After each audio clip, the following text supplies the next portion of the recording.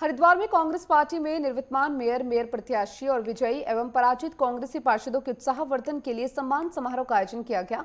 कार्यक्रम में मुख्य अतिथि के तौर पर पूर्व मुख्यमंत्री हरीश रावत शामिल हुए। हरीश रावत ने बीजेपी सरकार पर जमकर हमला करते हुए कहा कि कांग्रेस का सामना एक झूठी और फरेबी पार्टी से है, इसलिए सभी कार्यकर्ताओं को एकजुट होकर काम करना होगा।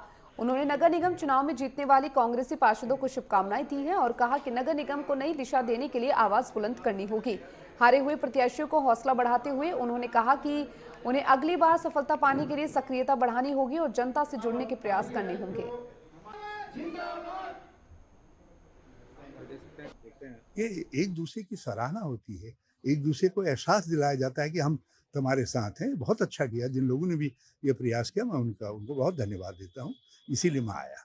सर, मदरसे को लेकर फिर अभियान चलाया जा रहा है, अवैध मदरसों पर कार्रवाई। जो बच्चे वहाँ पढ़ रहे हैं उनको तो शिक्षा का अधिकार है ना, चाहे पुरानी शिक्षा नीति हो या नई शिक्षा नीति हो, वो उनके अधिकार की बात करती है। तो आप मदरसे वैध हैं या अवैध हैं ये सवाल नहीं है, उन बच्चों की शिक्षा का क्या प्रबंध है आपके पास?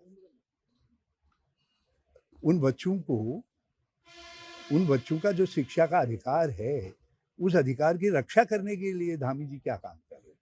ये तो कह रहे हैं कि मैंने अवैध मदरसों को बंद कर दिया, लेकिन मैं धामी जी से पूछना चाहता हूँ, उन मदरसों में जो बच्चे शिक्षारत थे, उनकी शिक्षा का आपका क्या प्रबंध है? और आपने बिना शिक्षा के प्रबंध किए कैसे मदरसे बंद कर दिए? वो चाहे वो अवैध थे।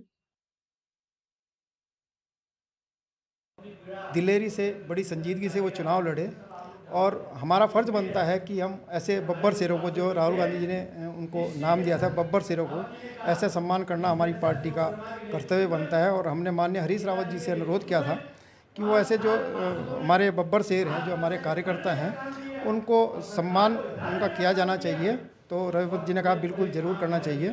तो आज हमने उन्हें सम्मान करने का कार्य किया है। दूसरा ये है कि हम आने वाले 2027 के चुनाव की तैयारी को लेकर